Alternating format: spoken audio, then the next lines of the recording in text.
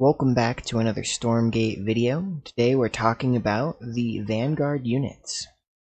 Now, the Vanguards were in the Elephant playtest, aka the Next Fest, but there's been a lot of changes and a lot of redesigns, as well as new units that weren't in that playtest. So if you were a part of Next Fest and being able to play this game very early on, there's still things for you. So let's get right into it with the Scout. This is Scout as in the acronym Scout, and this dog, despite what it looks like, is a robot. It is a robot dog so that no doggies are harmed in the making of this war. So I have to say that I agree with that choice. First up, we've got an ability. This is one of the more important things that the Scout can do. And that increases the vision significantly. It allows you to see up cliffs. Attacking someone from off of a cliff actually gives them vision of you. That said, cliff vision is very important for scouting, and it's very important for ambushing. It is used individually, which is a nice quality of life. So I have here 8 scouts, and only one of them uses their ability, which means if you have 8, you can keep this up fairly regularly. The next is a new ability. This wasn't in the previous playtest. It requires an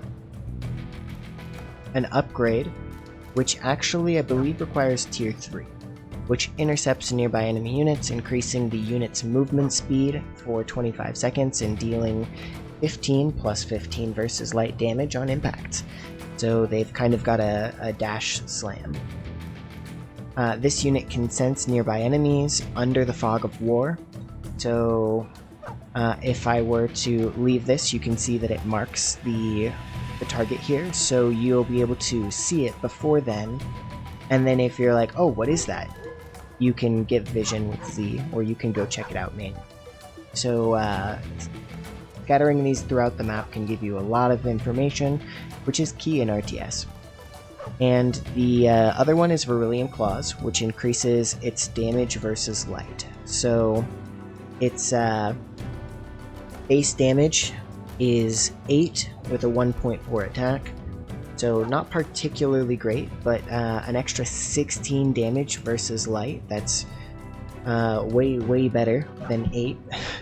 Next up, we've got the Lancers. Now, the Lancers have not been changed as much.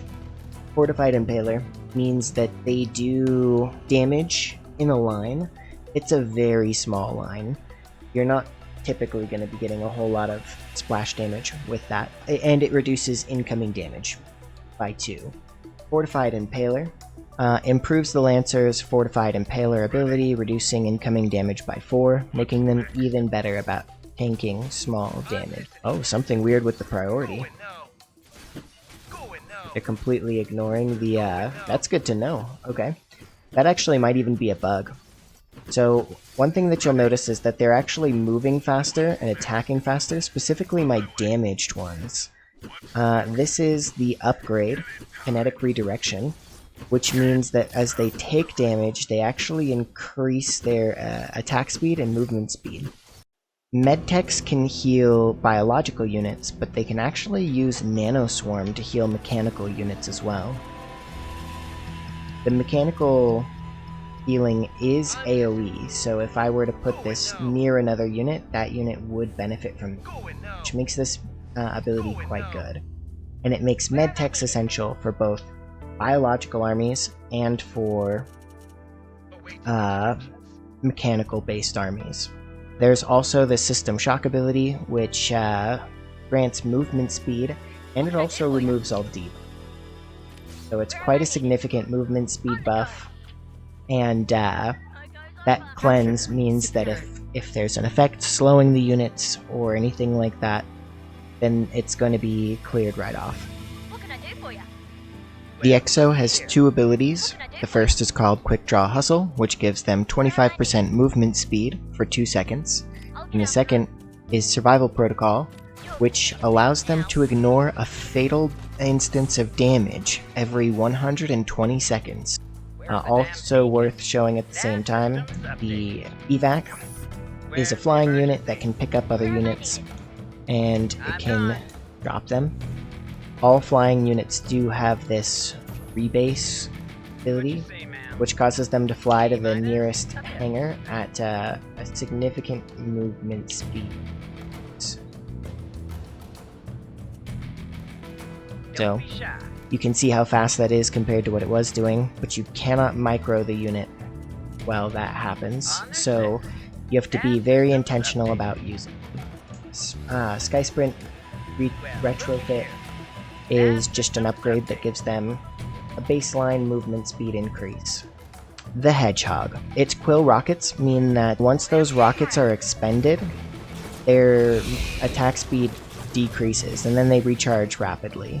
So you kind of want to engage and run away to get the most out of them. That way you're not taking damage while your rockets recharge.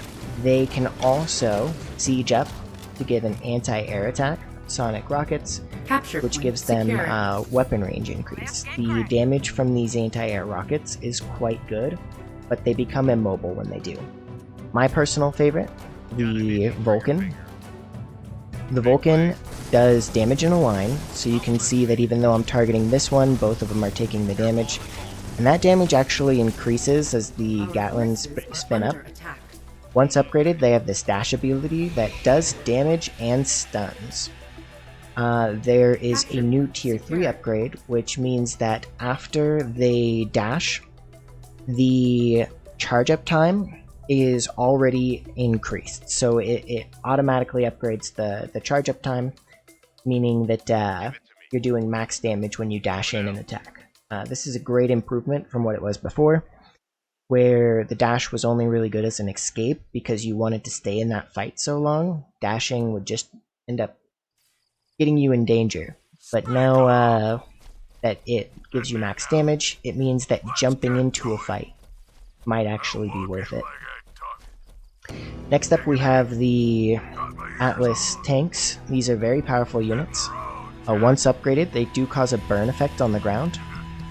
They can attack in siege mode, which as you can see still applies the burn effect, or they can attack in a mobile mode, and the damage is quite good. The burn damage is also quite good, but you don't really want them tanking damage. The Hornet. Skymine has been moved to the Hornet, so this is in the air. I'm curious the interaction between that and the Shadow Flyers, because they fly in to destroy these Hornets with melee damage, and so they might actually be quite strong without it. Predator state means that when they're not in combat, they are faster. Next up, let's talk about one of the new units, which is the Helicarrier. It has this basic attack that it can do, which is still quite good, but it also has a bomber ability. You do actually have to train up your bombers to be able to do this. Once you have trained bombers, you can do this bombing run, which blows up just kind of in a line. Finally, the Graven. They have a few abilities. First of all, they can teleport, and they re-stealth afterwards. They have a sticky bomb. This takes a minute to explode, but when it does, it leaves this goop behind, which slows enemies. And then finally, they can't see me because they don't have vision. But finally, they have this hack ability, which you have to channel, so it can be interrupted. But if it goes off, it's going to do big damage to a building and give you resources. So this is a very powerful harass unit. Finally, we need to talk about the veterancy system. So every unit has a veterancy, which increases health, damage, and attack speed. So the units get significantly better when their veterancy is increased, and you do that by actually fighting things or by using this top bar ability. Top bar abilities are limited by your energy that is in your orbital, but you can upgrade the veterancy. You can see it leaves a little mark, which makes them all around better. And as you fight units, the veterancy will naturally increase as your units essentially gain XP. So with Vanguard, you want to keep all your units alive. One of the things that can help you do that is Shields Up, which creates this shield. It is a big shield, 1000 health. This unit usually only has 216, so almost 5 times the amount of health just in the shield. There's also the scouting drone, which sends over from your nearest command center, so you can see it sent it from there, a drone that has this janky little placeholder vision model. And lastly, there is the overcharge ability.